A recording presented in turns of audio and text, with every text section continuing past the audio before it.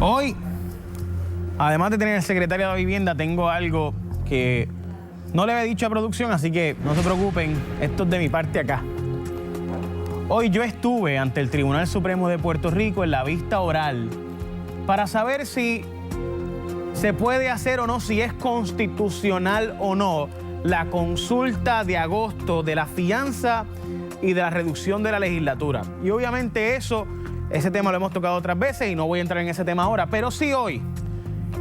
El gobierno de Puerto Rico fue representado por el bufete de Aldarondo. Un bufete privado facturándole $125 la hora al pueblo de Puerto Rico, cuando se supone que hoy, ante el Tribunal Supremo de Puerto Rico, quien estuviera fuera, el secretario de Justicia, representado por el Procurador General o la Procuradora General, que son los fiscales, los abogados que tú le pagas para que te representen. La ley en Puerto Rico, la ley exige, establece que cuando ocurre que se impugna una ley por su inconstitucionalidad, quien está obligado a ir al tribunal a defender al pueblo de Puerto Rico es el secretario de Justicia.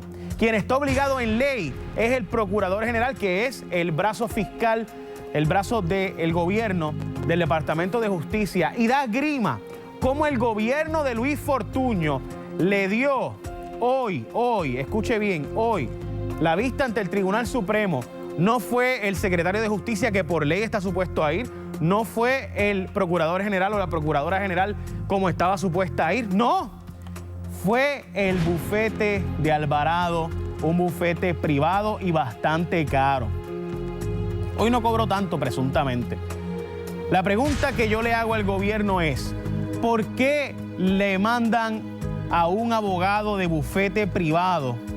Fortuño, pregunto, ¿por qué cuando la ley exige que sea un abogado del Departamento de Justicia, para ser específico el Procurador General, quien defienda las leyes y la constitucionalidad de las leyes aprobadas en Puerto Rico, se envía a un bufete privado? ¿Por qué? ¿Será porque le dona dinero al PNP? Como evidentemente ocurrió, que el director del bufete hoy me admitió que le ha donado en múltiples ocasiones a Luis Fortuño. ¿Así es como se trabaja la justicia en Puerto Rico? Pregunta, señor gobernador. Queda en sus manos. Por si acaso, también, sí, cuestioné cuando Aníbal Acevedo Vilá, en su defensa, usaba un bufete de abogados también, que como todos sabemos, tenía contratos con la Autoridad de Energía Eléctrica, pero nunca supimos de dónde salieron los chavos para pagarle el fideicomiso de la defensa de Aníbal Acevedo Vilá. Pero bueno, hoy tengo de invitado, como yo les había anunciado ya anteriormente, a Carlos Vivoni, secretario de la Vivienda, a quien le agradezco por estar conmigo. Señor secretario, muchas gracias. Un placer. Al contrario, muchas gracias. Pase para acá. Más cerquita, porque no se preocupe, yo soy un tipo buena gente. Soy un tipo buena gente. Tengo muchas preguntas de la gente, pero para comenzar, se ha dado una polémica recientemente por unas fotos que aparecieron, secretario, de unas personas aprovechando las facilidades de una residencial público, que pusieron múltiples piscinas, unas chorreras y demás. Le pregunto, secretario, ¿no cree usted que para garantizar la seguridad de las personas que están allí debiéramos establecer otro tipo de mecanismo para que se haga de forma ordenada y regulada, no que sea así porque no hay nadie velando, no hay un salvavidas allí, etcétera, etcétera? Claro que sí, Jay, y el público televidente. Nosotros en los 330 residenciales que tenemos actividades que se hacen constantemente, inclusive durante el verano, el campamento de verano para nuestros jóvenes en los residenciales públicos. Hay gente que lo hace organizadamente, como tú muy bien dices, con todos los permisos, y hay gente que lo hace sin permiso. Aquellos que están sin permiso, que probablemente fueron las fotos que salieron, estamos ahora mismo a través de los agentes administradores llevando a cabo la investigación necesaria para aquel que incumplió con el contrato, pues que tenga las consecuencias. No deberíamos establecer programas por ejemplo, establecer programas de natación, una piscina, pero realmente una piscina que se utilice debidamente, con los cuidados debidos, y que obviamente podamos sacarle el provecho para que los muchachos y las muchachas en verano tengan algo, obviamente, que hacer, pero que la utilicemos sabiamente para que no vaya a haber accidentes? Totalmente de acuerdo, e inclusive tenemos alrededor de 15 propuestas adicionales a la que hacen nuestros agentes administradores para llevar a nuestros jóvenes a que tengan distintas actividades en los residenciales, no solo deportivos, sino educativos. Entre ellos esta cancha abierta que hace el Departamento de Recreación y Deportes con una subvención de vivienda pública. Tenemos actividades recreativas, culturales, o sea, tenemos una gama de... ¿Quién paga por esa agua? Todo esto es el gobierno federal. No, pero ¿quién paga por el agua de las piscinas que estaban, por ejemplo, como en este caso las fotos que yo sé que usted vio? Bueno, te estoy diciendo, dependiendo si fue con permiso de vivienda pública, se hace de las áreas comunes y eso lo paga el Departamento de la Vivienda con subvención del gobierno federal. ¿Y si no se hizo de esa forma? Pues estamos haciendo esa investigación. Una pregunta, ¿y las personas que obviamente están tratando de hacer planes de pago para poder ponerse al día con el pago de la vivienda y demás, han cumplido con la parte que le correspondía de ponerse al día con el pago o todavía hay problemas con el pago ¿verdad? del agua y la luz? Sí, mira, en cuestiones de lo que es la renta de vivienda, más del 95% de las personas paga su renta. Las utilidades de agua y luz, las charlas que hemos tenido, las reorientaciones que han habido en Puerto Rico han sido fructíferas, no solo para dejarles saber a nuestros residentes cuáles son los alcances de la Ley 69, porque la gente piensa que en los residenciales pagan $10 y pueden utilizar todo el consumo, y no es así, es por un consumo determinado. O sea que no es ilimitado, que la gente residencial pues tiene unas tarifas fijas, pero hasta cierto punto. Eso es correcto. No puede pasarse tampoco. Si te pasas, te aplica la tarifa normal. ¿Y cuántas personas están pagando como se supone que paguen? Mira, según las estadísticas tanto de energía eléctrica como de acueducto, más del 65% de las personas paga correctamente. O sea que el 35% no. Los 35% tienen una morosidad. Una morosidad es aquel que deja de pagar en 30 días, se le olvidó, pues ya está moroso. Pero realmente tenemos un problema en acueducto con alrededor de 7,000 familias y en energía eléctrica con alrededor de 3,000 familias. Estamos trabajando tan pronto acueducto y energía eléctrica terminen con el proceso de orientación, van a comenzar con el proceso de cortes y eventualmente van a notificar al Departamento de la Vivienda para nosotros ver caso a caso qué está pasando con estas personas, con estas familias. O sea, que las personas que no paguen se les va a estar cortando el servicio. Eso es correcto. ¿Empezando cuándo?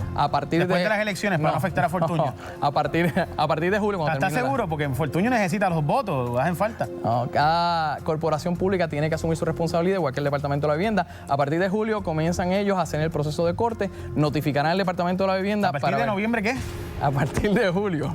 Julio. A partir de julio, en agosto, el Departamento de la Vivienda comenzará con su proceso interno de vistas administrativas para ver qué está pasando con estas familias y nosotros comenzar a investigar cuáles son los problemas internos. Aquel que no quiera asumir su responsabilidad, que no le da la gana cumplir con las leyes en Puerto Rico, tendrá que tener esa situación. Secretario, una pregunta. Yesef Cordero, pasado secretario, licenciado, plantea que cuando él era secretario no podía decirlo abiertamente, pero ahora que está fuera de ser secretario lo dice abiertamente. Él dice que llegó el momento de que el país asuma un debate serio. Es el que dirigió, al igual que usted, los residenciales, caseríos, Plan 8, etcétera, lo que es vivienda, ¿no? Él dice, yo creo que llegó el momento de, para evitar la ola de violencia en Puerto Rico, hay que legalizar la droga. Dijo Yesef Cordero, ex secretario, justamente antes de que usted llegara, él era el que estaba en la posición que usted tiene ahora. ¿Usted está de acuerdo con Yesef Cordero de que llegó el día de, para evitar la ola de violencia que tenemos en el país y evitar el tráfico de drogas, debemos entonces hacerlo de una manera como está haciendo Uruguay ahora? Mira, yo creo que debemos sentarnos como sociedad a identificar no solo los males que nos están aquejando, sino ver cuáles son aquellas formas que podemos atenderlo. Si en eso está la medicación, la legalización, pues eso hay que debatirlo y ver cómo se puede. ¿Cuál es su opinión? Mira, la opinión de este servidor, obviamente no quisiera vertirla aquí porque no se entienda como una opinión del gobierno de Puerto Rico. Su opinión, que usted que administra esto y que obviamente ha tenido las quejas de la ola de violencia y demás que se vive en todo Puerto Rico ya, porque no es solamente en estos lugares, en todo Puerto Rico. Mira, en Puerto Rico obviamente tenemos que ver los modelos que están haciendo en el resto del mundo, aquellos modelos que funcionen. Yo no creo en la legalización de las drogas. Realmente tú legalizas algo y se va a inventar algo nuevo y no podemos seguir legalizando actitudes ni tipos de tráfico. Yo creo que sí tenemos que atajar los problemas que hay de una forma de frente y dándole las herramientas a la gente. La prevención es la mejor alternativa. Que por los pasados años se les olvidó a las personas. Tengo una última pregunta, secretario, disculpe que lo interrumpa, pero se me acabó el tiempo. Mi última pregunta es, ¿cuál es su opinión? Y mirando aquí a la cámara, ¿cuál cámara? La 2. Mirando a la cámara número 2. ¿Cuál es su opinión de mucha gente que piensa que la gente que vive ahora mismo en los residenciales, que nos está viendo en su inmensa mayoría, le enviamos un abrazo desde acá y gracias por dejarnos defenderlo desde aquí, desde el programa? Le pregunto, secretario, ¿cuál es su opinión de cómo usted le responde a la gente que piensa que son unos vividores, mantenidos, que viven allí del cuento, que no trabajan, que tienen todos estos beneficios de subsidios, etcétera. ¿Cuál es su opinión y cómo usted le responde a ese comentario? Mira, realmente más del 95% de la gente que vive en los residenciales públicos es gente muy buena, gente que estamos hablando con la gente pobre de este país y hay muchas ocasiones que se nos quiere olvidar. Se ha estigmatizado a personas que viven en los residenciales públicos por el mero hecho de sus circunstancias en estos momentos.